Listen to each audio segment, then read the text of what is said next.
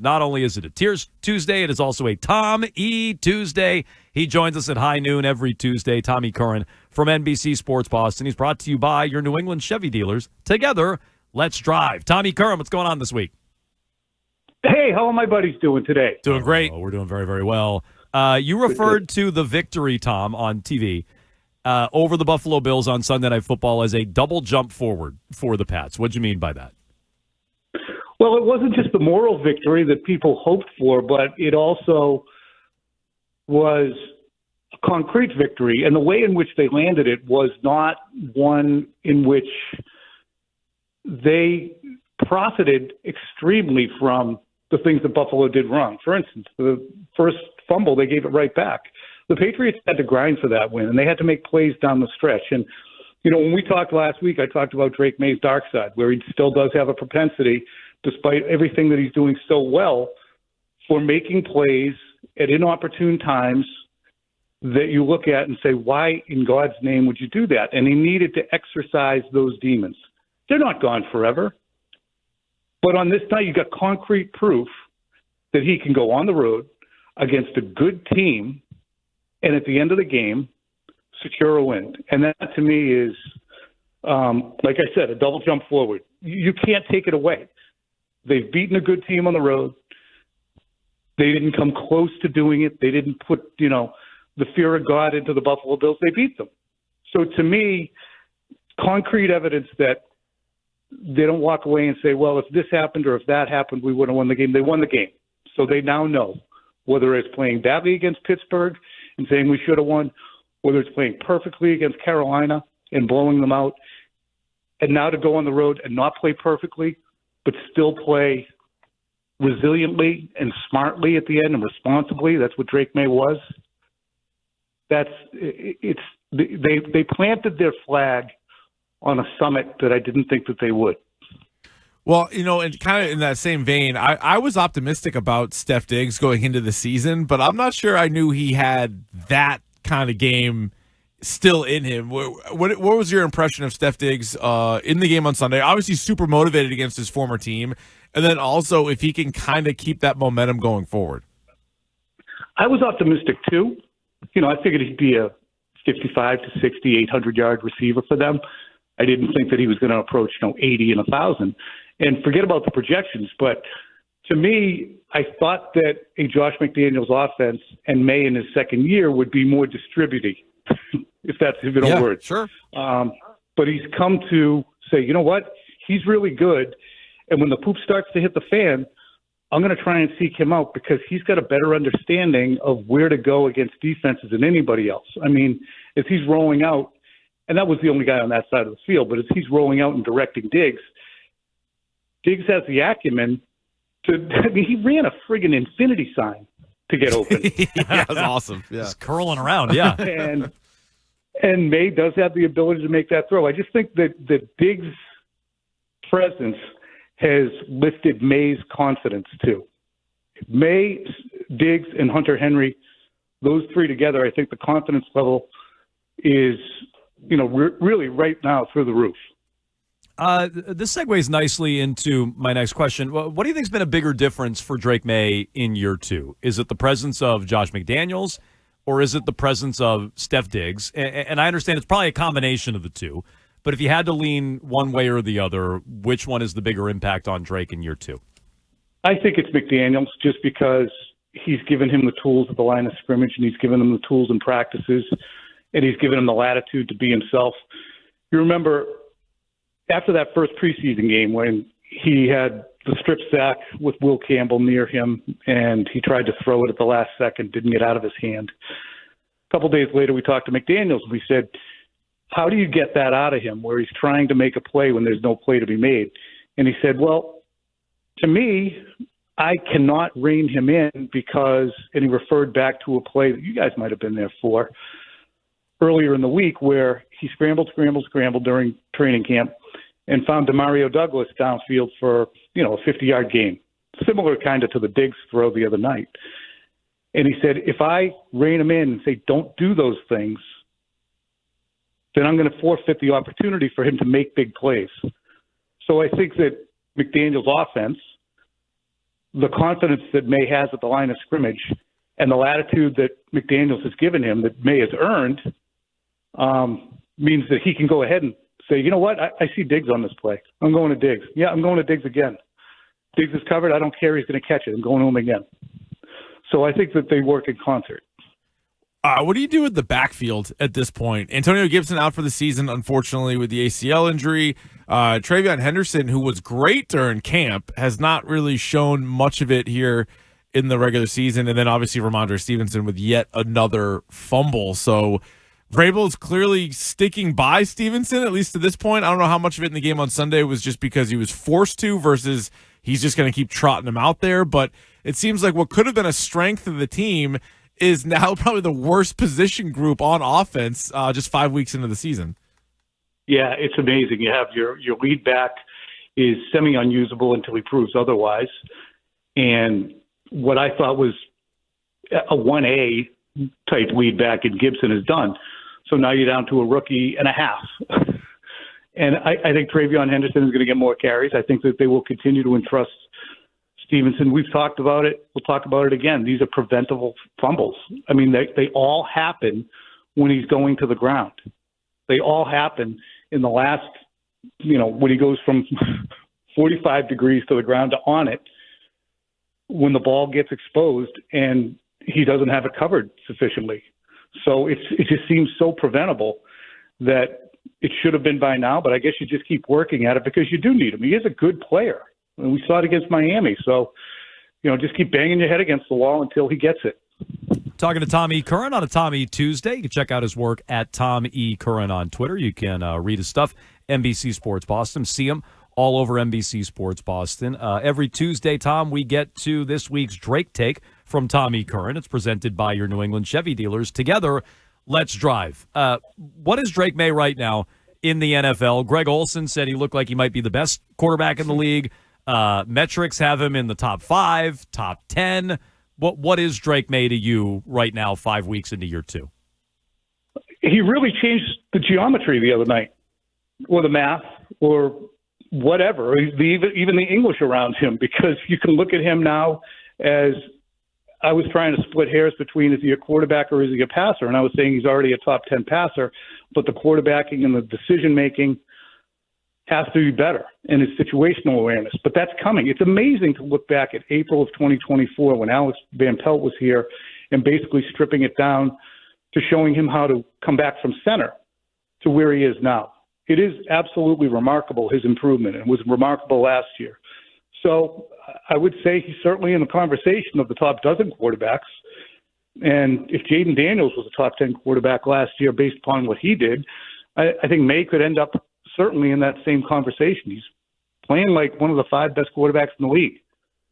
How do you think the view of the team has sort of changed as it relates to playoffs or just expectations when you look at it 5 weeks in? Joe Burrow's out for the year. Baltimore's got a losing record. Kansas City has a losing record, and the Patriots just beat the lone unbeaten team on Sunday night. Expectations now changing for everybody? I just wrote a column. They could, and they almost should, in a vacuum, be 10-3 by the time they get to their bye. The only team they should lose to, on paper, in a vacuum, is Tampa. Mm-hmm. They should be able to beat Atlanta at home. They should be able to take care of business against all those other teams, the Giants, the Titans, the Browns, the Jets. So, yeah, I think that, to me, national perception is different. And when you look at the AFC in general, you have a newish head coach and a rookie quarterback last year in Bo Nix in Denver. That team just beat Philadelphia on the road, and it only had 2 narrow losses previously to good teams.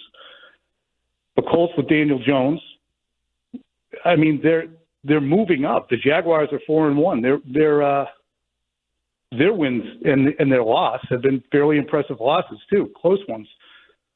So I don't know if it's yet a changing of the guard, but I don't know if Baltimore is going to resurrect itself or if Cincinnati can. So I think the AFC East landscape is poised to change in one fell swoop. Buffalo's still the best team with the best quarterback, regardless of what happens Sunday. But I do think that the AFC landscape has drastically changed.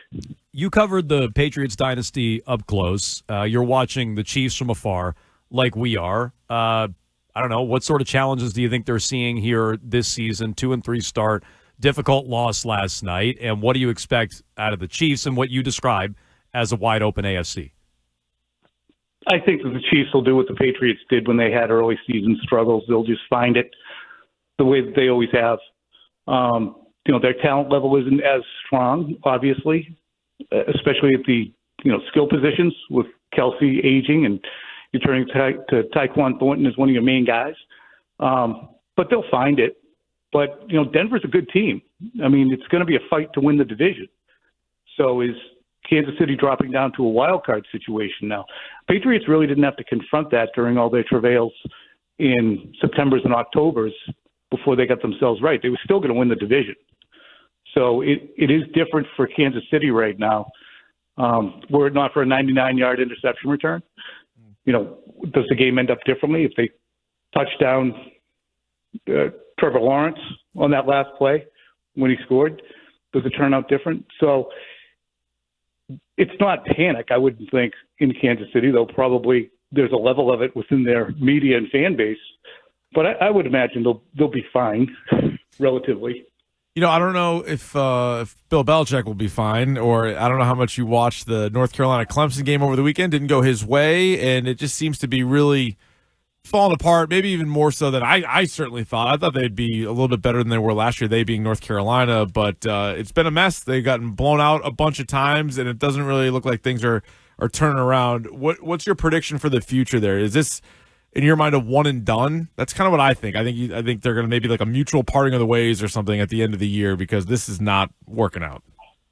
Well, what's apparent to me is he's losing the parents. And there's a long story that I can share with you today. Bill hasn't done any outreach to parents. It's different. Look, you don't have to talk to Tom Brady Sr. You kind of do have to talk to the quarterback's parents and let them know what you're doing with their 18, 19, or 20-year-old in his future. And when you're speaking openly about it being a team that's on the recruiting trail and spending time, and this is a building year and it's going to take a lot of years, parents and boosters and people with a stake and people who would otherwise maybe want to transfer in there are going to look at it and say, that place is in disarray. My kid has a finite amount of time in college. Do I want to send him into chaos regardless of how many Super Bowl rings Bill Belichick has? These guys don't seem to know exactly what they want to do or what they're doing. So that, to me, is one of the biggest aspects of the job that Bill is probably confronting, that he thought, well, we'll win, and I won't have to worry about parents. And that, to me, is going to – and they're emotional kids. There's a schism in the locker room from the report that I read today between the transfer portal guys who've come in and the guys who were there. So it's a divided locker room as well because there's preferential treatment that is being given in the eyes of some to the players that Bill brought in. So it's not a good spot.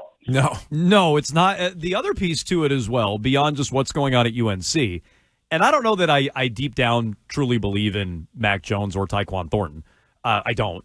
But they are playing well. Like, Mac Jones goes to San Francisco. He's winning games. Tyquan Thornton looks like an NFL receiver in Kansas City. So, I don't know. How do you square away some of those guys leaving the bad situation in New England and then thriving elsewhere? Well, in Tyquan Thornton's case, I think a lot of it was Tyquan Thornton. He just wasn't a good player. He practiced well. He'd get on the field. He'd get hurt. He'd drop balls. And I think the wide receiver room in general was kind of a mess last year. So, and he kind of acknowledged that he didn't play well and he didn't deal well with the criticism. With Mac, he was exiled. And, he was put on an island while he was still on the team.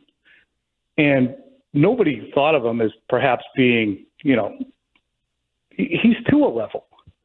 If the Patriots had continued on and gone 10-6, 11-7, and 23-24 under Bill, the Patriots would right now be confronting a situation where they would have to pay Mac Jones $50, $60 million a year because that's what he would have earned. And that would be a tough spot to be in. But I don't think that they're, regardless of how things went down, I've said a bunch of times, I think that Mac Jones will start and win a playoff game in this league more likely as a backup for some injured starter than him taking a team on his back for 17 games and leading it to the playoffs. But those don't reflect well on him, the Mac Jones situation in particular. And I thought the Saban commentary last week was really fascinating, where Saban basically called out the misuse of Mac Jones up here on a broadcast. I thought that was really eye-opening to hear Saban say it as well. But, yeah, those are the things that don't reflect well on Bill coming back to the NFL either. No, I think that's fair. Kendrick Bourne is another one, although I guess that's somewhat a reflection on this group here since they had him in camp this offseason. He's Tommy Curran. Check out his work at Tommy Curran on Twitter. You can check out his latest on NBC Sports Boston. The door is ajar for the Patriots to make the playoff push in a wide-open AFC. Tom, we appreciate it. Every Tommy Tuesday. We'll talk to you next week. All right, guys. Thanks so much. Thanks, Tom. Tommy Curran, every Tuesday at high noon here on Jones and Keefe. The Mac Jones stuff, he mentioned the Saban comments. Yeah. I mean, that was a shot at Bill, big time, from one of Bill's best buddies. Surprising. Yeah, it was, because you would think he'd maybe go another way, even though he might feel that way, but I thought he would defend Belichick more than he did, kind of buried him there. It is funny, though, that Mac Jones and Tyquan Thornton, like the two guys probably legitimately went to the best places they could go. It's true. You know, if you're a receiver playing for Mahomes, if you're a quarterback playing for Shanahan, you might lose the big game, but you're going to look good along the way. You know, so I don't know how sustainable it is, though, for either one. Like, I'm not like, oh, man, those guys. Because I think we all saw in real time. Like, Mac Jones, at best, was fine. And with good coaching, can be fine to good. But, you know, that he wasn't it. He wasn't going to be the guy that really changed the franchise. And then Tyquan Thornton, I think, overall was just a bust. So I think Mac was one of those guys that was in bad situations in New England relative to coaching. Coaching. Yeah. Who was his head coach the whole time? Bill Belichick. Now, I'm sure what he really means is Patricia and Judge. Yeah, but where does that come from? Who put those guys in charge? Yeah. Exactly. So, look, I think he's probably right. Mac's not going to keep the job over Purdy. They just paid Purdy. Purdy's going to get that job, I would assume. But Mac's played well in his stead. Yeah. But could Mac be the next Darnold, Daniel Jones, Mayfield? Like, Mayfield had to bounce around a lot. You know, could he be like that level of reclamation project? I guess I wouldn't totally rule that out. Maybe. I don't believe in him. I was never a fan. Not really a fan of his whole shtick on top of it. But okay. All those other guys are so much like more athletic, and I think had a higher ceiling from the jump. Yeah, you know, Baker Mayfield was the number one overall pick in the draft. Daniel Jones was picked higher. But the point is, all those guys had to. Is also polar opposite from Mac. Yeah. Say it again. Baker's attitude is polar opposite. No, from Mac. totally. But those guys, I guess my only point, those guys just had to bounce around a ton before like Geno's another good one. Yeah, exactly. Yeah. I mean, I guess. Now, Geno's also done it in a couple of spots, as has Darnold, as has Mayfield. I wonder if Mac Jones is more like Kyle Shanahan holding his hand and having success. Yeah. Because I don't think Brock Purdy would be really good anywhere else. Maybe we'll know, maybe we won't. I don't know. But that's just sort of my guess. Is like he's in the right spot. The only other thing, because we brought up Tyquan Thornton, you see the play, the 99-yard pick from Devin Lloyd?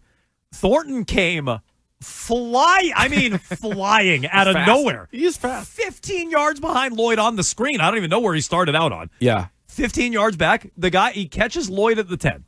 And you're like, oh, my God, he's going to knock this. It's going to be like DeMercado. He's going to knock this ball out. What a great play by Tyquan Thornton. Uh-huh. He runs all that way, kind of tries to slap at the football. His teeny tiny wrist, Keefe, he might have broke his wrist on the football trying to bat it out. Careful. And then he just bounced off Lloyd. I'm like, yeah. All this burning up the sideline to run this guy down in this great effort. He's no and DK. He gave you nothing. Yeah, exactly. DK kills people when he's out there doing it. And he's a bigger guy. But my God, he ran out of bounds the whole time. It was. Too. I mean, he was flying. And then he's like, "Let me cause a fumble." And it's like, or just take him down. Hey, you could have tackled him. He's got bounced off him and just fell. It's like a tag. We're not playing tag. Got him. You're it. He was moving though. Like I finally saw what Macro was talking about the speed. I'm watching the highlight now. I did like Patrick Mahomes' tackle attempt. He just kind of fell down.